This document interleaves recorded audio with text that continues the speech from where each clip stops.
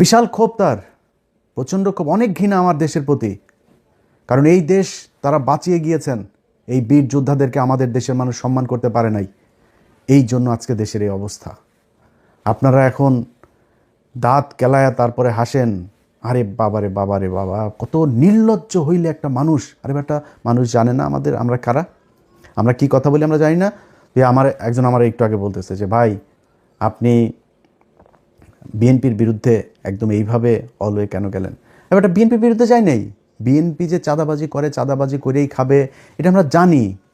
আমি আওয়ামী লীগ আমলে বলেছি এই কথা, যে বিএনপি যদি 15 বছর সুযোগ পায় তাহলে আওয়ামী লীগের চেয়েও ভয়ঙ্কর অবস্থা ধারণ করবে দুর্নীতির দিকটা। খালি জিয়া পরিবারের প্রতি সম্মানটা কেন? জিয়া পরিবারের প্রতি সম্মান একটাই কারণ, সেটা হচ্ছে যে ভারতের বেলায় তারা এই ভারত তার বাবাকে মেরেছে, ভারত তার মাকে মেরেছে, হইতে পারে এই ভারতের হাতে তারও মৃত্যু হবে। সো এই ভারত আপনার তার পরিবারের শত্রু। পারিবারিকভাবে তারা ভারতের বিরুদ্ধে সবসময় অবস্থান নিয়েছে, তাদের ভিতরে একটা দেশপ্রেম আছে, যেই কারণে আমরা এদের প্রতি একটা আমাদের সফট কর্নার আছে, তাদের প্রতি একটা সম্মান আছে। কিন্তু এখন দুর্নীতির কথার কারণে তো আমরা তার কাছ থেকে এই বিএনপির বিরুদ্ধে এইভাবে দাঁড়াইনি। কেন দাঁড়িয়েছি? তিনি হঠাৎ করে এসে এখন বলছেন শেখ হাসিনার পরিবারের লোকজন চাইলে রাজনীতিতে ফিরবে। তারপরে আপনার হইলে আওয়ামী লীগ নাকি ওনাদের ভাই ভাই, নির্বাচিত হইলে সব মামলা তুলে নেবেন। আওয়ামী লীগের লোকজনের প্রতি কোনো ক্ষোভ নাই, তাদের কোনো কিছুই হবে না। তো সেটা যদি হয়, এখন হয়েছে, এখন সেটা হয়তো হবে। তো তাহলে তো এটা আমাদের সমস্যা। আমরা তো আওয়ামী লীগ আর ইন্ডিয়ার জন্যই তো আমরা এত কিছু করেছি। আমি যে আমার নিজের পরিবারের এই যে এতটা বছর নষ্ট করলাম, কেন? আওয়ামী লীগ আর ভারতের কারণে। আপনি সেই আওয়ামী লীগ তো মানে এটা সেপারেট কিছু না, Awami League it's self India. So আপনি আওয়ামী লীগকে আনবেন আর ইন্ডিয়া আসবে না, বিষয়টা তো এরকম না।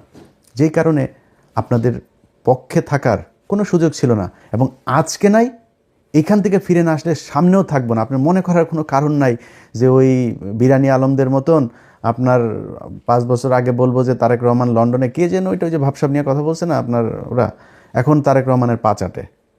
এটা ইলিয়াসরে দেওয়া হবে না, এটা আপনারে দেওয়া হবে। এই ইলিয়াসের পেটের মধ্যে হারাম ঢুকানো বহুত কঠিন জিনিস। সো এটা আপনাদের দেওয়া হবে, আপনারা হাসি খুশি তারপরে এখন খুব মজায় থাকবেন। মজা এটা আপনারা জন্ম নিয়েছেন অসৎ পয়সা, হারাম টাকা, মানুষের কুকুরের মতো লাথি উষ্টা খায় তারপরে তার পায়ে চাপা ধরে বসে থাকার জন্য। আমাদের এই জন্য জন্ম হয় না। আল্লাহ যেন ওই রাস্তায় জীবনে কোনোদিন না নেয়। জীবনের সবচাইতে খুব খারাপ পরিস্থিতির ভেতরে দাঁড়ায়ও নিজের আদর্শ যেটা ওইটা ধরে রাখবো। এইটা সারা জীবন করব, আজকে করছি পরেও করব। জামাত ইসলাম আজকে হেরে গিয়েছে না, হারানো হয়েছে তাদেরকে।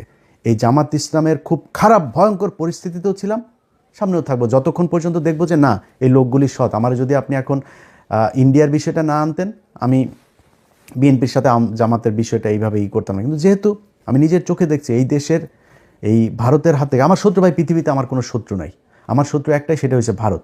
এই ভারতের বিরুদ্ধে যারা, ভারত যাদেরকে অপছন্দ করে, আমি তাদের দলে। সো তারা স্পষ্ট অবস্থান নিয়েছে, তারা সরাসরি বলেছে যে খালেদা পুত্র ভারতের সাথে সমঝোতা করে দেশে ঢুকেছে। তাদের পত্রিকা নিউজ করেছে এই কয়েকদিন আগে, তাদের এক মিলিটারি অফিসার, খুব ঊর্ধ্বতন অফিসার, রিটায়ার্ড, সে বলেছে যে যেদিন বলেছে যে দিল্লি না ঢাকা, ঢাকা ঢাকা, দিল্লি না পিন্ডি, ঢাকা ঢাকা ঢাকাই, ঢাকা না পিন্ডি, ঢাকা ঢাকা, এটা যেদিন বলেছে সেই দিনই বিএনপি শেষ হয়ে গিয়েছে, সেদিনই বিএনপি ভারতের পক্ষে চলে এসেছে। রিটায়ার্ড অফিসার বলেছে এই কথা। তো এর মানে হলো কি, যে আপনার ভারতের সাথেও তাইলে নিশ্চয়ই কিছু একটা হয়েছে, আমরা তো সেটা এখনও জানি না, সেই ঘটনা কি হইলো আসলেই কি। তো এই জিনিসগুলি আমরা দেখলাম সেই শুরু থেকে এখন পর্যন্ত। তো দেখে একটা নির্বাচন হইল, এবং সেই নির্বাচনের মধ্যে যদি নাকি মিনিমাম আপনাদের লজ্জাবোধ থাকতো বা সততা বোধ থাকতো, তাহলে নির্বাচন শুরু হওয়ার আগের থেকে 2 মাস ধরে যখন এই যে মানুষগুলোকে আপনার করা হচ্ছে, হুমকি দেওয়া হচ্ছে, ঘর থেকে বের হইতে পারবি না, ঘর থেকে বের হইলেই কিন্তু পা ভেঙে দেওয়া হবে, ভোট কেন্দ্রে ধানের শীষের লোক ছাড়া কাউকে যেতে দেওয়া হবে না, এই এই এই হুমকিগুলো দিয়েছে না। এই হুমকি দেওয়ার পরে বিএনপি থেকে কোনো ব্যবস্থা নেওয়া হয়েছে? তারেক রহমান দেশে যাওয়ার পরেও কোনো ব্যবস্থা নেওয়া হয়েছে? কিছুই করা হয় নাই। তাহলে ঘটনাটা কি দাঁড়াইলো? ঘটনা দাঁড়াইল আপনারা এরকম একটা নির্বাচন করেই ক্ষমতায় আসতে চেয়েছেন। সো এত ভাব মারার কিছু নাই, তো চুরি করে এসেছেন ক্ষমতায়, চুরি করে ক্ষমতায় দেখেন থাকেন। আল্লাহ যা করে ভালোর জন্য করে।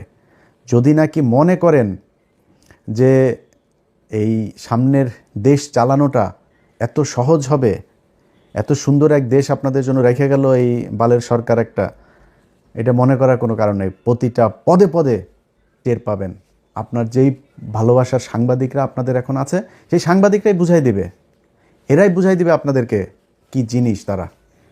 তারা সেই হাসিনার পাঁচাটা কুকুরগুলো এখন ওইখানে বসে আছে, তারা এখন আপনাদের খুব বিপদে পড়ে তারপরে পাটা চাটছে, কদিন পরে পা দুইটা ধাপ করে সরাই দেওয়ার পরে বিচিতে ধরে টান দিবে, বলে গেলাম এটা। তো এই হচ্ছে নির্বাচনের সার্বিক অবস্থা। আপনাদের যদি আমি চ্যানেল 24-এর ইয়েটা দেখাই, আপনারা দেখেছেন গণমাধ্যমের আজকের ভূমিকা। তারা প্রথম অবস্থায়, আমি সব শেষ ইয়েটা যখন করলাম, লাইভটা যখন করলাম, ধরেন তখন বাজে কয়টা, বাংলাদেশ সময় দুপুর 12টা বাজে। ওই সময়টাতে দেখেন তারা কি করলো, নিউজ করছে শুধু বিএনপি, শুধু বিএনপি। আরে আমার তো মানে মূল ইয়ে ছিল যে ইয়ের খবরটা জানা, যে চুয়াডাঙ্গার অবস্থাটা কি, যে চুয়াডাঙ্গায় কতজন এই শরীফের বিরুদ্ধে যে দাঁড়িয়েছে মাসুদ পারভেজ রাসেল, তার কী অবস্থা।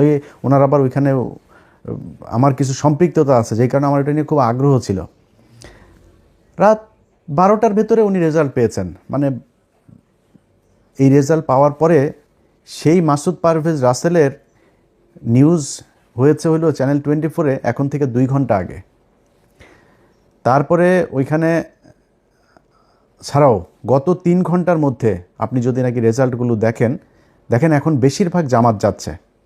দেখেন রাজশাহী 4 আসনে আব্দুল বারী সরকার, তিনি 1,15,000 পেয়ে বিজয়ী হয়েছেন। তারপরে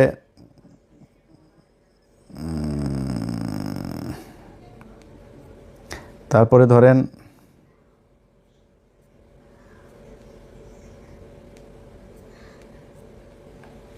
আচ্ছা, অ্যাডভোকেট রুহুল আমিন চুয়াডাঙ্গা 2 আসন থেকে বিজয়ী হয়েছেন। তারপরে হইল গিয়া রাজশাহী 1 আসনে বিজয়ী হয়েছেন মোহাম্মদ মুজিবুর রহমান, 1,71,000 ভোট পেয়েছেন। মোহাম্মদ আফজাল হোসেন কুষ্টিয়া 4 আসনে পেয়েছেন, 2 ঘন্টা আগের নিউজ। কুষ্টিয়া 3 আসনের বিজয়ী হয়েছেন মুফতি আমির হামজা। তারপরে ঢাকাতে দেখেন, ঢাকাতে এই খবর তারা বহু আগে পাইতো, ঢাকার রেজাল্ট বেরোতে কেন এত সময় লাগবে। আতাউর রহমান বাচ্চু নড়াইল 2 আসনে পেয়েছেন দাঁড়িপাল্লা। তারপরে আপনার নামগুলো মনে রাখেন। তারপরে দাঁড়িপাল্লার অধ্যক্ষ আব্দুল হালিম বাগেরহাট 4 আসনে পেয়েছেন। তারপরে বাগেরহাট 2 আসনে বিজয়ী হয়েছেন শেখ মঞ্জুরুল হক রাহাত ভাই।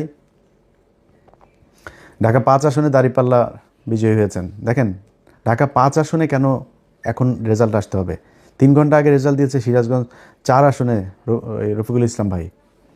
তারপরে হইল গিয়া ওই যে হাবিবুর রহমান নামে বাটপার আছে যে একটা, এই বাটপার ফেল করেছে আবু তালেব মণ্ডল ভাইয়ের কাছে পাবনা 4 আসনে। তো এনারা এই খবরগুলো এখন দিচ্ছে।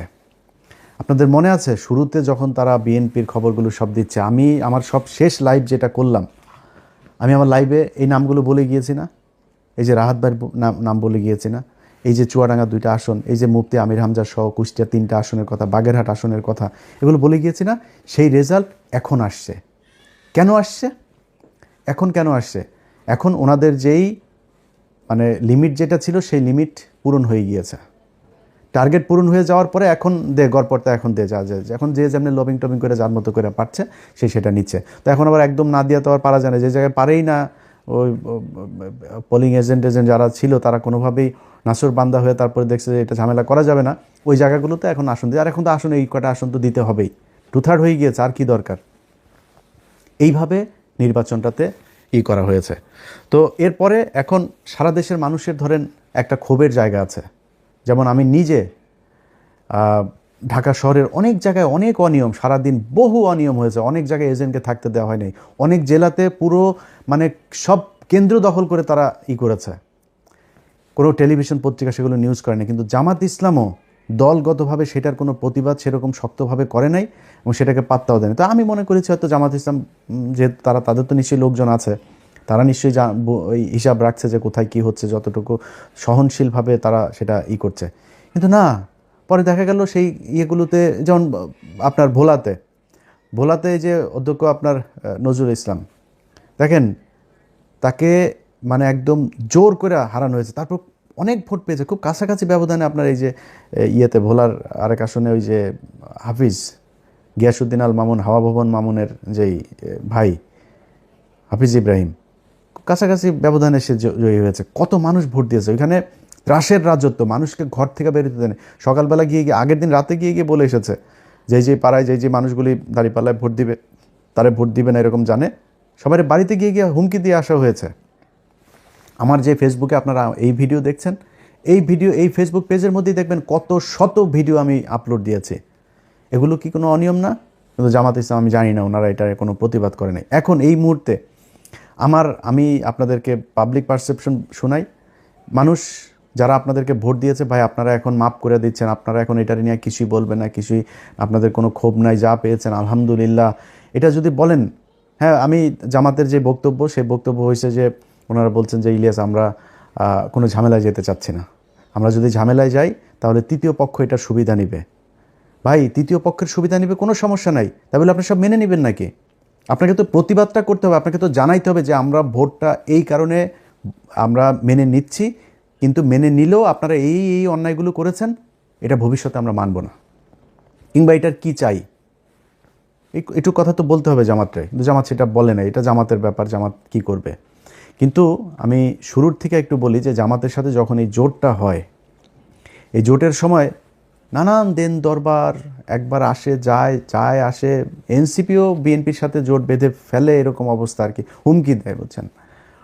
তো এরা 30টা আসন নিল। ভাই, 30টা আসন কি মনে করে নিলেন আমার বলেন তো একটু? মামুনুল হক 20 আসন, তার 50 আসন দিতে হবে। তারপরে গ্রেড প্রার্থী ওই যে রেজু ফজু চরমনার এই মাতালটা 150 আসন চেয়েছে, মানে ওনারে 150 দিতে হবে। জামাতের নেতৃত্বের জোটে জামাত 100 আসনে করবে, আর অন্যান্য যারা জোটের সঙ্গী আছে তাদেরকে বাকি 50টা। কি শিয়ালের ভাগ, বুঝতে পারছেন? তাদের গ্রেডের 143টা প্রার্থী, সে গ্রেডের প্রার্থীর কই চাচা? আপনি নিজে 2 আসনে দাঁড়িয়েছেন, ভাবটা দেখেন তার। ধরেন দলের প্রধান আছে না, যেমন খালেদা জিয়া, শেখ হাসিনা, ওনারা যেমন দাঁড়াইতো, তারেক রহমানও 2 আসনে দাঁড়িয়েছেন। তো এই দলের প্রধান হইলে আবার 3টা 4টা, আমি জানি না এটা কেন করে, তো 3টা 4টা 5টা আসনে এরকম দাঁড়ায়। এটা আমাদের দেশের বোধহয় রেওয়াজ এরকম।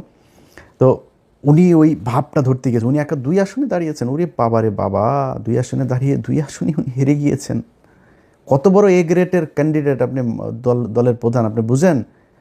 একটাও পায় নাই। বলছিলাম না, আরও অনেকদিন আগে বলছিলাম না, এই 2টার একটাও পাশ করবে না, একটাও পাশ করে নাই।